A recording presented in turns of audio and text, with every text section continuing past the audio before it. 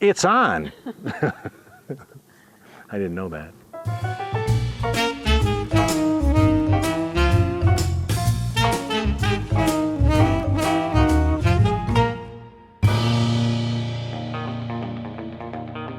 Continuing our epic road trip of 2021, Michelle and I made our way to Flagstaff, Arizona, and continued north to the Grand Canyon. Our 2-week road trip started and ended in Michigan, with stops in Missouri, Oklahoma, Texas, New Mexico, Arizona, Colorado, and Missouri. The playlist of our entire trip is linked here. I reserved a small, off-the-grid cabin at the Thundercliff Ranch, about 40 minutes north of Flagstaff and 90 minutes from the Grand Canyon's south rim. Pulling up to our entrance into our cabin, and let me show you what we're greeted with. The road's closed and we're locked out. Luckily, we have been given the combination to get in, and we're going into our cabin.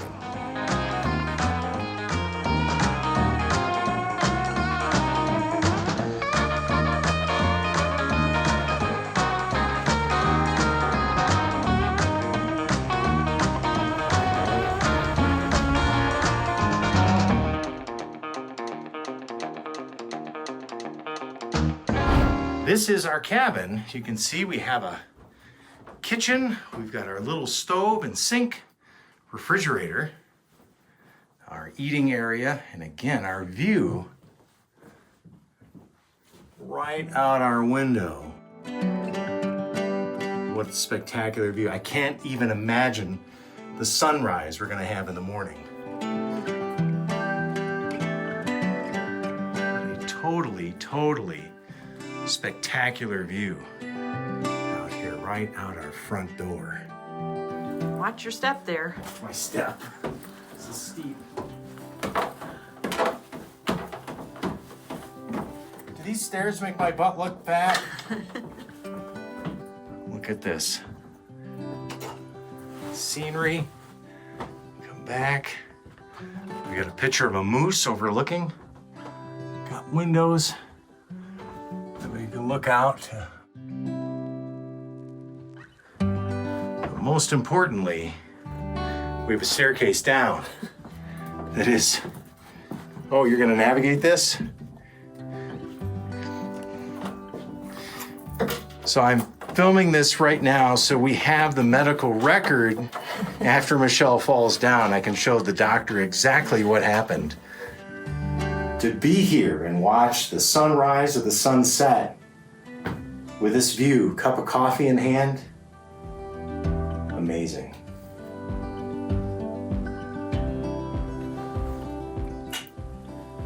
This is great.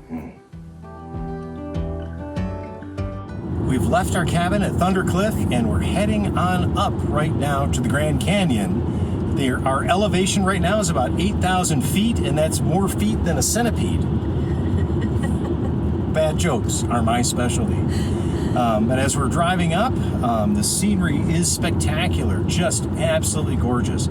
It's just going to be a short stop at the Grand Canyon. We're going to be able to be there, kind of get an initial view, almost more of a reconnaissance trip this time than a full photographic trip of this. It's so big and so magnificent. I just need to see it to experience it and where everything, how everything lays out and where it all works. Now we're heading down a grade with curves, so it's kind of nerve-wracking. I don't know, Michelle, do you still have fingernails left? You talk, I'll watch the road. I'm steering though. That's the problem. I'm driving. It's always a problem, steering and driving and talking and everything all at the same time. I didn't mention before, one of the things that we're going to do at the cabin early in the morning, since we're in a clear sky area, I am hoping for the first time in my life to do some astrophotography of the Milky Way. I have never ever had the opportunity to do anything like that in my life. And in fact, I turned 60 this year, and never once in my life have I seen the Milky Way with my own eyeballs. I've seen photographs of it, but I have never, ever seen it in my life. This will be a first-time experience for me, and I am really excited about that. Me either. You either. I have not seen it. Are you getting up with me at 3 a.m. to see the Milky Way? No. She is not. She is not getting up. But I'll see it in your pictures. She'll see it in the photos. And I'll put up on the screen, I've actually run 2 different apps I'm looking at. One is Clear Outside, and the other is MeteoEarth. And Clear Outside is saying there's a strong possibility of 100% cloud cover when the Milky Way is going to be visible. And that's at from about 2:30 all the way to blue hour in the morning. So we'll see. But looking at MeteoEarth, and I ran the video back and forth a few times, MeteoEarth shows a break in the clouds right about exactly where I need to be. The galactic core is going to be peaking right over Mount Humphrey, right at about that time that there's going to be, according to MeteoEarth, a gap in the clouds where we're going to be able to see the galactic core, or the whole Milky Way go by, and the galactic core is going to be just over the top of Mount Humphrey. And it's within, we drove to the site, didn't we, Michelle? It's within 50 yards of our front door at our cabin. I might get up with you. You might get up with me. I might. I'll have to see. We'll see. So you will know if you see Michelle in the morning that she's up and we're there to photograph the Milky Way over Mount Humphrey. But let's continue on to the Grand Canyon. And this is our entrance into the Grand Canyon. I can't believe we're here. Yeah. With a million other people.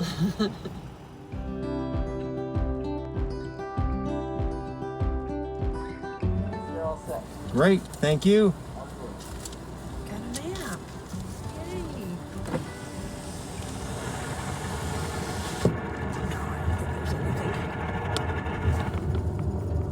Yay. And we're in.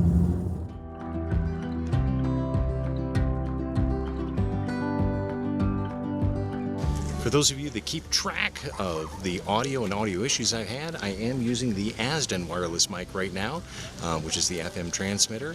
I have learned that it seems to have interference with the phone, so I put the phone, which I'm filming the other way, if we can look out that way, I'm filming the phone in the airplane mode, so I've got all the signals shut off. I have the Wi-Fi shut off, I have the cell signal shut off, and I have the Bluetooth shut off on the phone. That should give me clean audio. Michelle is packing up a bag with snacks for us to take and water in this dry location.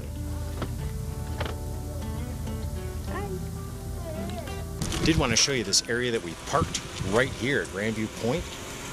Walk through this empty spot before somebody else gets to it. But what a total stunning view we've got right from here. Look at this. Just absolutely spectacular. Michelle and I are going to be walking over this way, or for the camera, this way.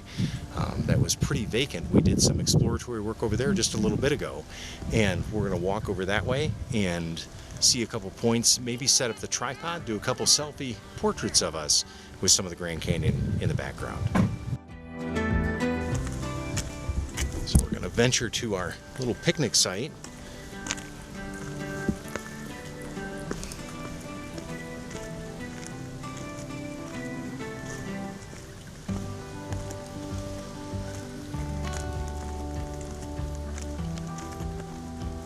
This view.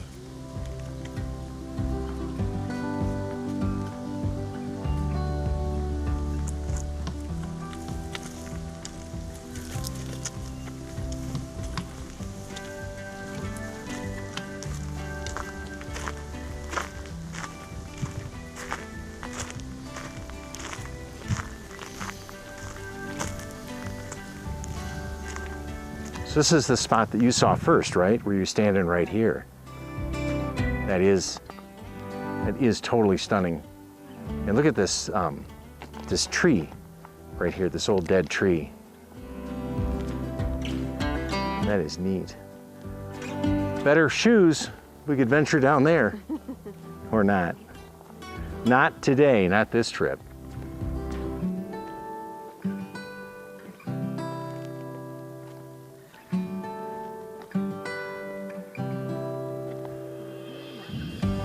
So Michelle, as you can tell, well, first of all, she's the absolute love of my life. but look at how she's got us prepared. She's got that bag with all sorts of lunch goodies for us to have and snack foods and water at our lookout point. She's got a quilt with us that she made, right? Isn't that the one you made? So to keep us warm and cozy if the winds come up, since one thing that we did was we left all of our jackets back at that cabin. Oops. So Michelle has her nice coat. That's what we had in the car. I'm just in my turtleneck and sweater here, so we'll see if that's enough to keep us warm. So let's, where do you want to sit?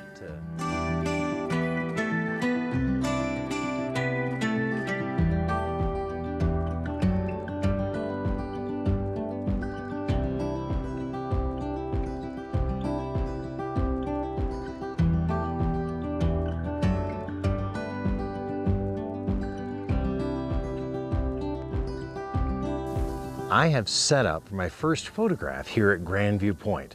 I've got the Fujifilm camera set up. I have a vintage lens on it, of all things.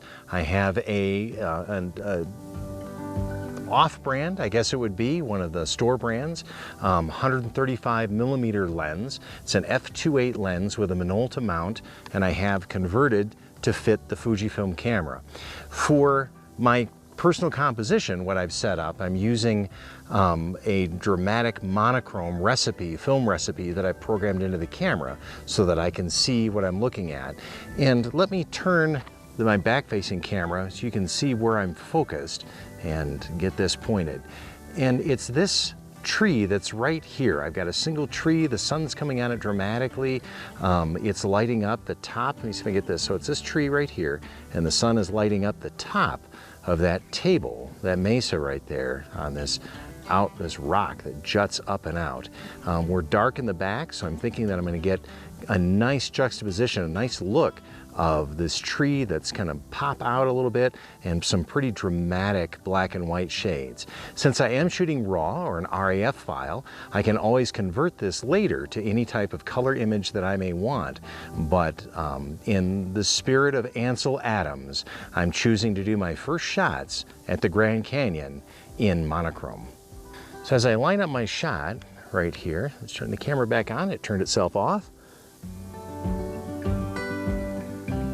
See everything. I am now using focus peaking. In an earlier video I mentioned that I didn't care for focus peaking and it seemed to bother me, but I think that was the XE2 cameras that I was using. The XE3 and probably the new XE4, which I don't have, has, I don't know, the focus peaking has improved dramatically between these models, and it's something I'm very comfortable using now and very happy. But let's see where we are. I've got, I'm kind of letting the camera choose some of the settings on here, but I've overridden stuff.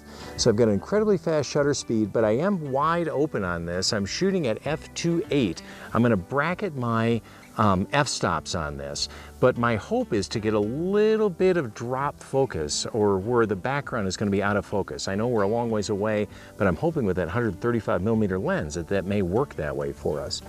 One thing I do have to do is I have to shade this lens from the sun coming in. I'm getting a bit of flare right in that lower corner on that. So let me shade this, make sure my hand is not in there, right there, and we will grab a couple of exposures of this. Now I am doing an exposure override. Well, let me back up a little bit. This is shooting at ISO 6400. Oh, it's 800 by the time it chooses what's going on. So at 800, I've got my dynamic range at 400, shutter speed of 3800th of a second, and again, my aperture is at f2.8 on this. Another one, and let's go a couple of f-stops. Let's go all the way to f8 on this, and that'll increase my depth of field. My shutter speed has gone to a 9/50th, and of course the camera has no clue my aperture. It just doesn't have a clue on this one at all.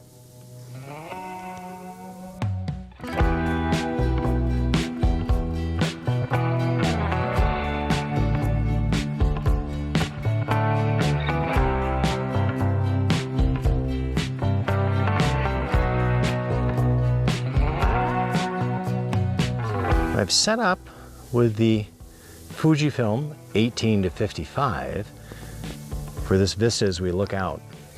I've left the camera set in monochrome mode. What's happening as I look through a little bit of haze, the contrast pop is amazing. I'm just stunned. I'm stunned by the beauty. We've got some wonderful clouds. I think you can see in the color video that's happening right now as you're looking out over this vista that are just really adding to this. I have not really moved from this one spot. We've been standing, look here, from here you can get an idea of where we are. Hey, Michelle, wave. There she is. You can get an idea of where we are. And I absolutely understand how people come to the Grand Canyon over and over and over. It's different than Clark Griswold when they drove across the country and said, well, here it is, and left. The majesty of this is just, it's beyond words.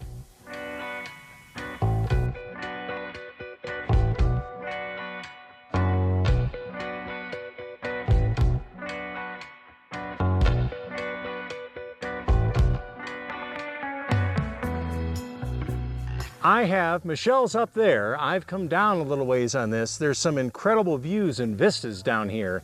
I'm choosing to handhold the camera. I didn't want to carry the tripod down. I'm kneeling because, I don't know, for the first time in my life, when I get close to these outcroppings, I touch a vertigo. The immensity of this canyon is beyond belief. But there are some beautiful scenes. There's a few intimate things. I've got a little dead tree over here that's spining up. Some other, just the gradations, the striations of the rock, all the different strata of the minerals as it was all deposited and cut away and formed through eons. There's just to use a word, plethora of things to see and photograph here. I am awestruck. We're gonna stay in the one point, kind of up where Michelle is, and I'm gonna wait there for some sunset, and hopefully the clouds are gonna light up. That's right about 6 o'clock tonight, and that gives us a very safe vista to be. I'm not worried about walking from there to our car in the twilight.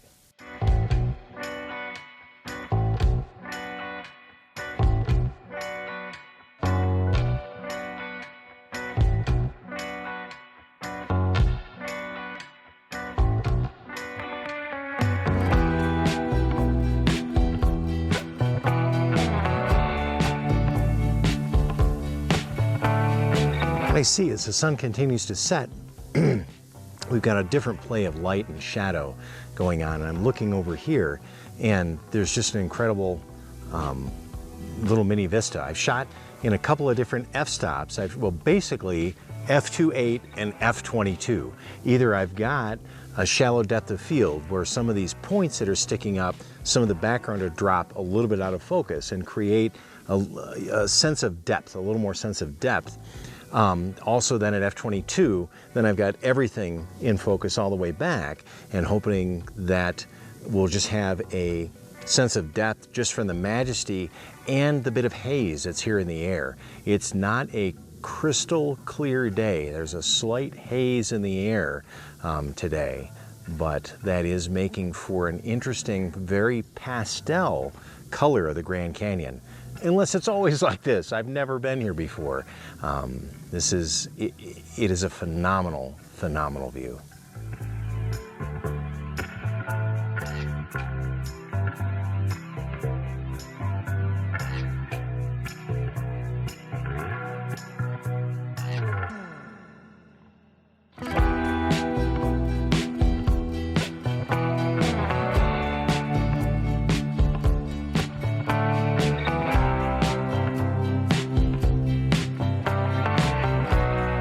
We just had a very fortunate encounter with a tour guide of the pink Jeep tour guide people, and he was leading 3 people down, and he was saying, you guys are all set up for a sunset? And yeah, he says, well, 2 things. One, Lipan Point is the place where everybody goes for the sunsets. So we're gonna go look at that. It's about 20 minutes away, 15 minutes away from where we are, and sunset's about 40 minutes from now. And he said, besides, there's gonna be a bunch of tourists bunch of tour groups coming right through here in just a few minutes. So we are making our way back to the car. Well, we have gotten to Lipan Point, and we're just beginning our exploration of where to be. The recommendation, of course, was off on the right side. And yeah, you can see the Colorado River down there from here. What an amazing view.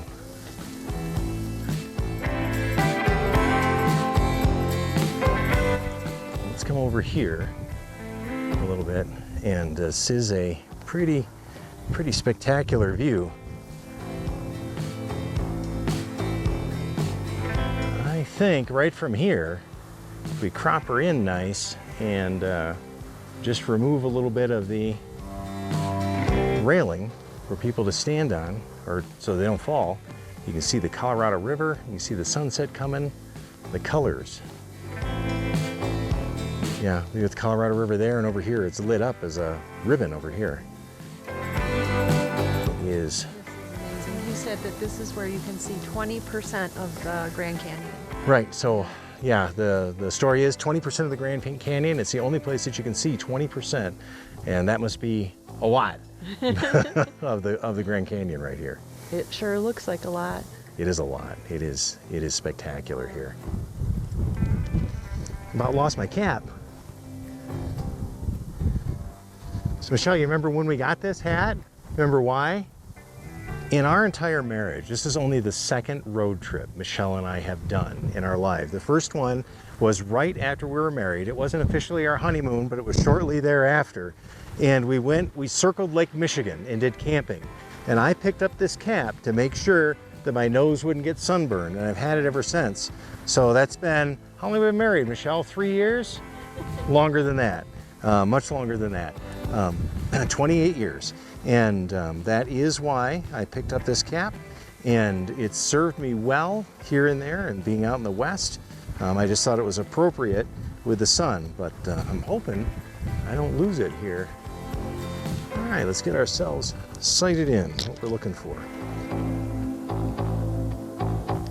And now we wait. The entire vista here is just absolutely gorgeous. Look at that. Look at that. How stunning. And we've heard that there's a wedding going on just a little bit past the view of what you can see through here, off on the right a little bit. And there they are. You can see them out in that point right there. And wow, what an amazing vista to have wedding photographs. Wedding photographers and the bride and the bridegroom are all on their way out. Yeah, as it's getting cold. In the distance, you can see the castle. The castle, what do they call it? Castle Point? Is that what they call that? No, that's the view tower. View tower. It's a view tower. The view tower, and that's off in the distance right there. I don't know if the phone facing or the camera facing that way will be able to pick that up, because I've got it set in a wide angle so you can see the dramatic colors in the clouds tonight. We are waiting for the sunset. I think I've made up my mind after how many choices, how many stops I keep going to. 4 or 5. Yeah, I was going to say 3 or 4, but I think this view we have right here will be my vantage point. I'm set up. Don't really shoot sunsets directly into the sun, but that might work for this. We're going to get a lot of clouds. I don't know what kind of lighting we're going to get as far as the mountains, but we'll see. We'll see when that comes.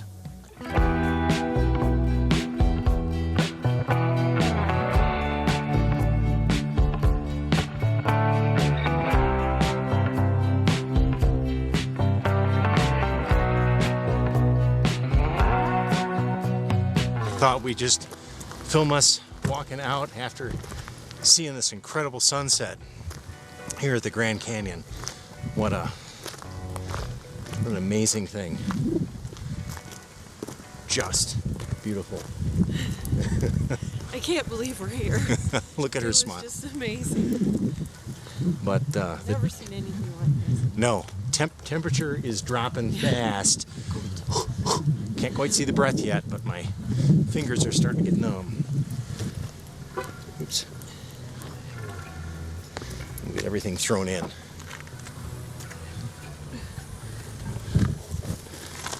And we will see you for the Milky Way. It's about 3:45 in the morning, and I have a decision to make. I'll put the weather report that I'm seeing right now. They're calling for snow very, very soon coming up. I'm looking outside right now, and we are 100% cloud cover. I can barely make out the silhouette of the mountain. In theory, in fact, it's kind of pointless for us to look this way together, but in theory, the galactic core, the entire Milky Way, will be appearing right above that mountain very, very soon. But I don't see any way that's going to happen. With snowfall coming, the temperatures are not that bad. It's right about freezing and very, very little wind. I'm told that there's no wild critters around here to worry about. Coming back from the Grand Canyon, we did see one sign. Usually you see the elk crossing or deer crossing signs, and we saw it was a big black cat crossing sign. So I don't know if that was a bobcat or a panther. Not really sure.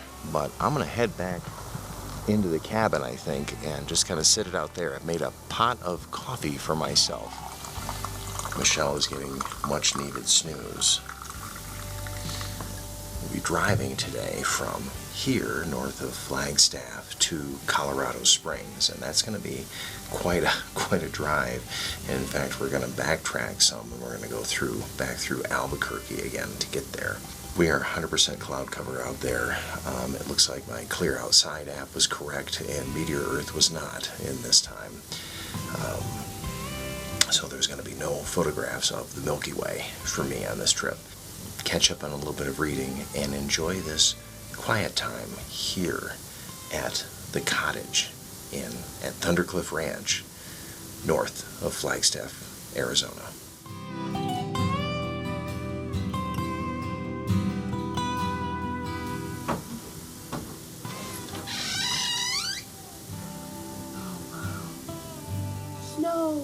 Snow. We have a dusting of snow out there.